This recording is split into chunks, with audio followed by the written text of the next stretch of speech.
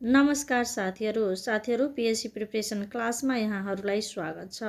साथीहरू PSC preparation क्लासमा आज हामी बजेट अनुमान र स्वीकृति तथा मन्त्रालय अन्तर्गत सूचना प्रणाली LMBIS सम्बन्धी जानकारी सम्बन्धी केही प्रश्नहरू छलफल गर्नेछौँ।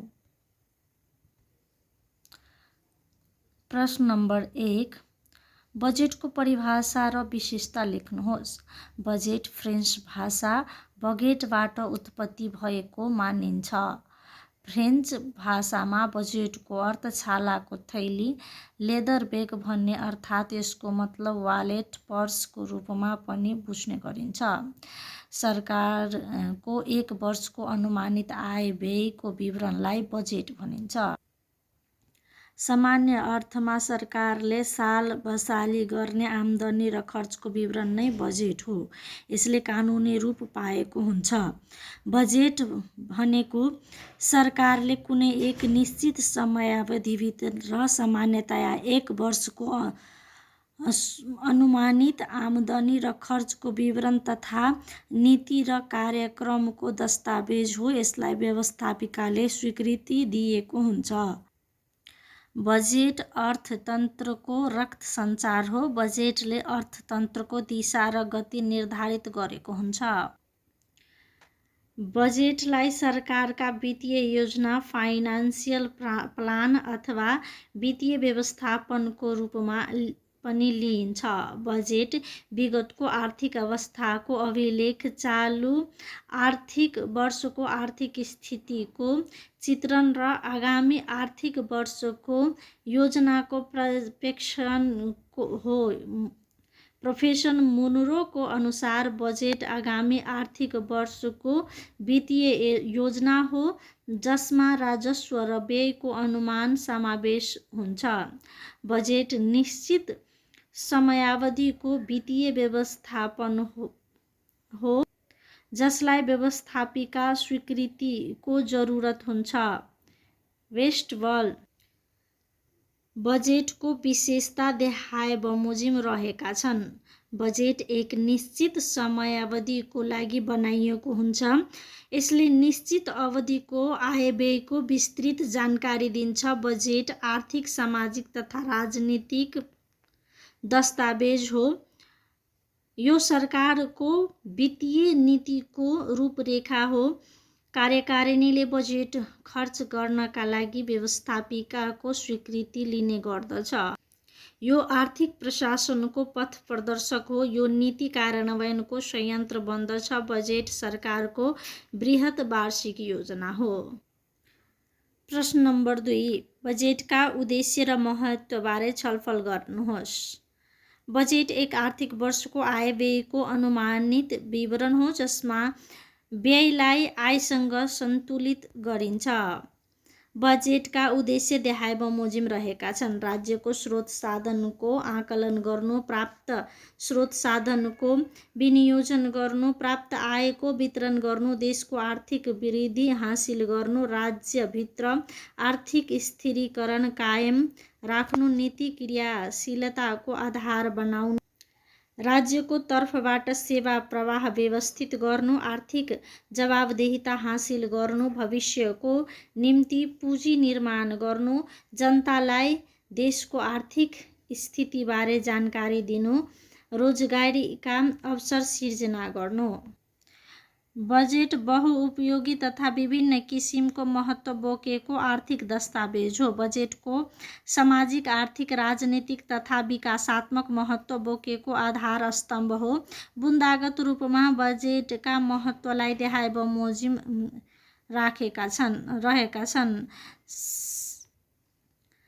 सार्वजनिक नीति तथा कार्यक्रमको कार्यान्वयन गर्ने, आर्थिक नियन्त्रण कायम गर्ने तथा आर्थिक विचलित हुन नदिने, वित्तीय पारदर्शिता कायम गर्ने, वित्तीय जवाबदेहिता प्रदर्शन गर्ने, आर्थिक र सामाजिक क्षेत्रको विकास गर्ने, सार्वजनिक कोषको व्यवस्थित उपयोग गर्ने, आर्थिक वृद्धि हासिल गर्ने तथा अर्थतन्त्रका सूचनालाई सफल बनाउने, आर्थिक स्थायित्व कायम गर्ने साथै मूल्य स्थिरता कायम गर्ने, गराउने, सन्तुलित र समावेशी विकासमा जोड दिने, आगामी आर्थिक वर्षको बजेट तर्जुमा गर्न आवश्यक पर्ने तथ्याङ्क उपलब्ध गराउने, देशको सर्वाङ्गीण विकास गरी सूचना कायम राख्ने।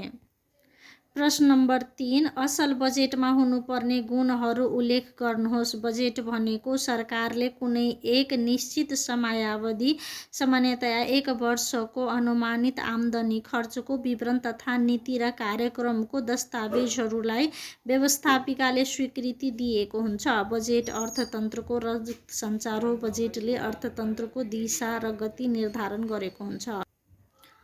असल बजेटमा देखाएका गुणहरू समेटिएको हुन्छ: यथार्थता, स्पष्टता, एकमुष्टता, पूर्णता, परिवर्तनशीलता, नगदमा आधारित, सर्वस्वीकार्य, विस्तृतता, वैधानिकता, लचकता, अनुमान योग्य, सान्दर्भिक, इमानदारिता, कार्यान्वयन योग्यता, सूचनामूलकता, आर्थिक नियन्त्रण र सन्तुलन, साधन स्रोतको परिचालन र विनियोजन, जवाबदेहिता र पारदर्शिता, सरल तथा वास्तविक र स्पष्ट। प्रश्न नम्बर 4, बजेट निर्माण गर्दा ध्यान दिनुपर्ने कुराहरू उल्लेख गर्नुहोस्। बजेट एक आर्थिक वर्षको आय व्ययको अनुमानित विवरण हो जसमा व्ययलाई आयसँग सन्तुलन गरिन्छ। बजेट भनेको विगतको आर्थिक अवस्थाको अभिलेख, चालु आर्थिक वर्षको आर्थिक स्थितिको चित्रण र आगामी आर्थिक वर्षको योजनाको पर्फेक्सन हो।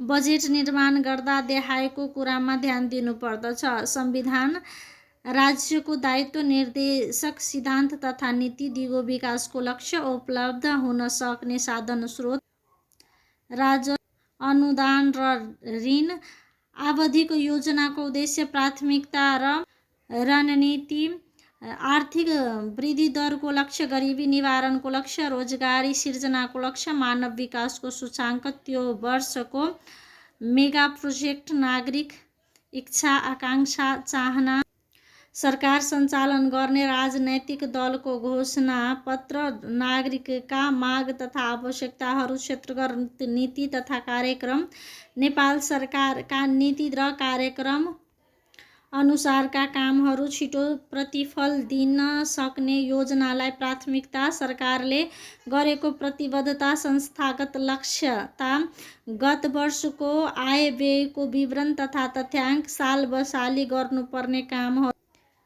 वैदेशिक सहायता, सम्झौतामा उल्लेख भए अनुसार गर्नुपर्ने कामहरू, समष्टिगत आर्थिक नीति, अन्य आवश्यक कुराहरू।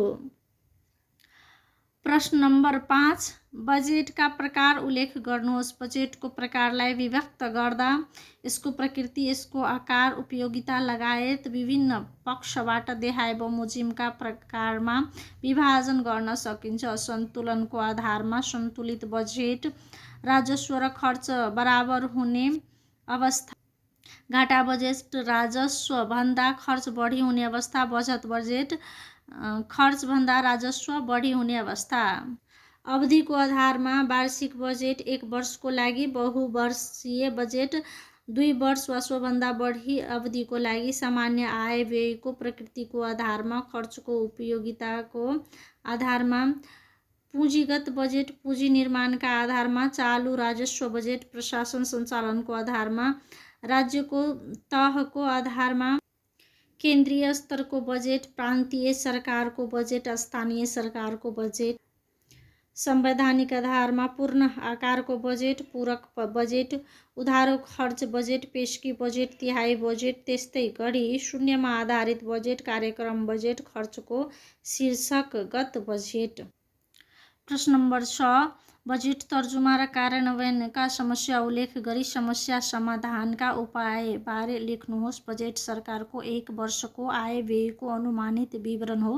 बजेट आवधिक योजनालाई कार्यान्वयन गर्ने प्रमुख संयन्त्र हो। बजेट तर्जुमा र कार्यान्वयनका समस्याहरू देखाए बमोजिम रहेका छन्। कार्यान्वयन तहमा समयमा बजेट नपुग्नु, कार्यक्रम परियोजना दिगो सञ्चालन, अन्तिम चौमासिकमा बजेटमाथि चाप, चालू खर्च बढ्ने कारणले पुँजीगत खर्च कटौतीको अवस्था सिर्जना हुनु, खर्च गर्ने क्यापेसिटी कम हुँदा विकासात्मक कार्यका खर्च नहुनु, रकम फ्रिज हुने अवस्था हुनु, स्थानीय निकायको इन्स्टिट्युसनल क्यापेसिटी कमजोर रहेको, 1/4 भन्दा बढी अनुदान खर्च हुन नसकेको छ, बजेट कार्यान्वयनको अनुगमन प्रभावकारी नभएको, प्रतिबद्धता व्यक्त गरेको वैदेशिक सहायता समेत प्राप्त नहुनु, टेन्डर तथा खरिद प्रक्रिया झन्झटिलो,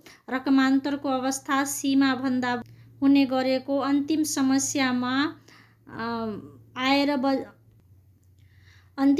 आएर बजेट सिध्याउने मानसिकताको वृद्धि आदि। समाधानका लागि उपायहरू देहायबमोजिम रहेका छन्।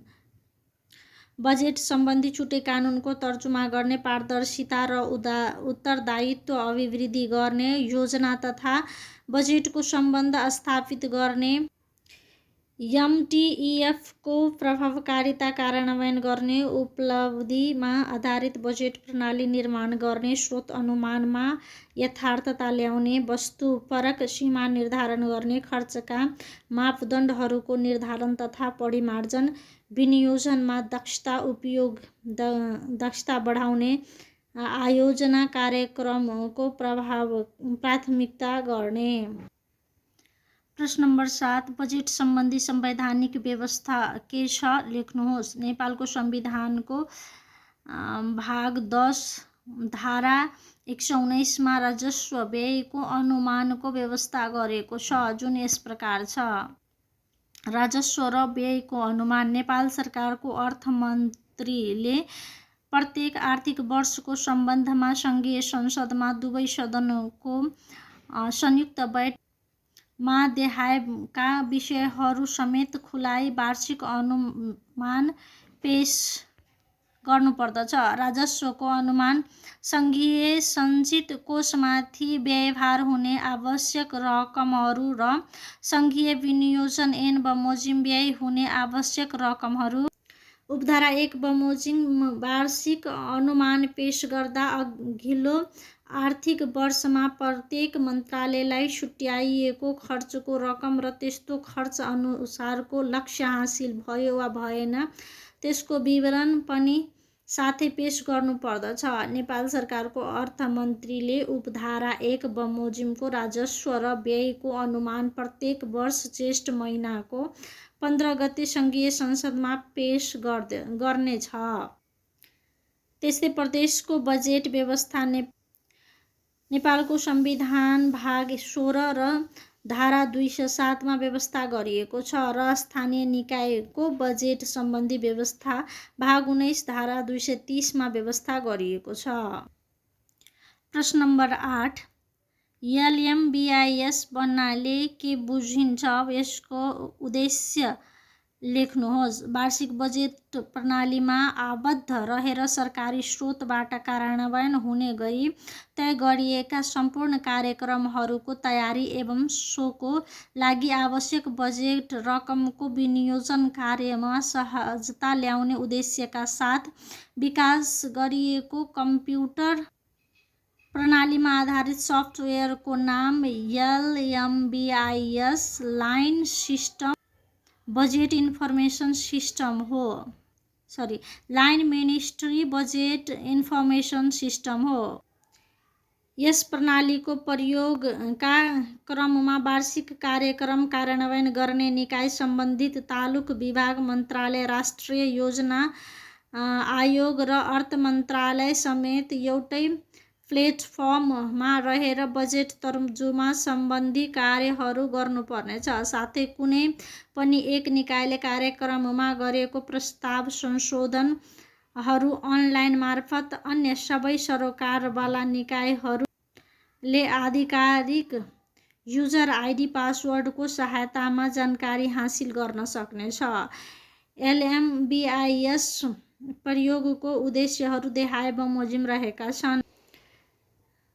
नेपाल सरकारको वार्षिक बजेट तथा कार्यक्रम तर्जुमा कार्यलाई सरल, सहज, पारदर्शी, गुणस्तरीय, यथार्थपरक र समग्रमा थप प्रभावकारी तुल्याउने बजेट तथा कार्यक्रम कार्यान्वयनको अग्रभागमा रहेर कार्य गर्ने निकाय वा व्यक्तिहरूको प्रत्यक्ष सहभागिता र संलग्नतामा रहेर विकास कार्यक्रम र सोको क्रियाकलापहरूको निर्धारण गर्ने र बटम अप टु एप्रोचमा निर्माण गर्ने र सो लागि आधुनिक सूचना प्रविधिको प्रयोग गर्ने।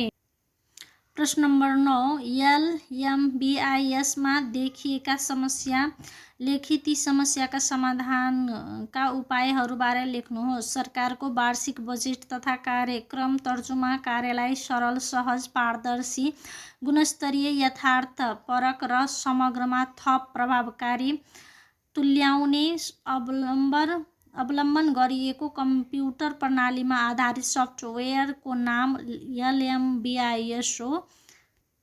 एलएमबिआइएसमा देखिएका समस्याहरू देखाए बमोजिम रहेका छन्। सफ्टवेयरमा समस्या एमएस वर्ड, एमएस एक्सेलमा तयार गरिएको वार्षिक क्रियाकलापहरूको सूचीलाई एलएमबिआइएसमा अपलोड गर्न नसकिएकाले कार्यक्रम प्रविष्ट गर्ने कार्य बढी जटिल एवं समय अधिक लाग्ने गरेको। स्वामित्व भावको समस्या यो प्रणाली पूर्ण रूपमा कम्प्युटर प्रणालीमा आधारित हुँदा कर्मचारीलाई पर्याप्त तालिम तथा जानकारी आवश्यक पर्ने। एलएमबिआइएस नामक लाइन मिनिस्ट्री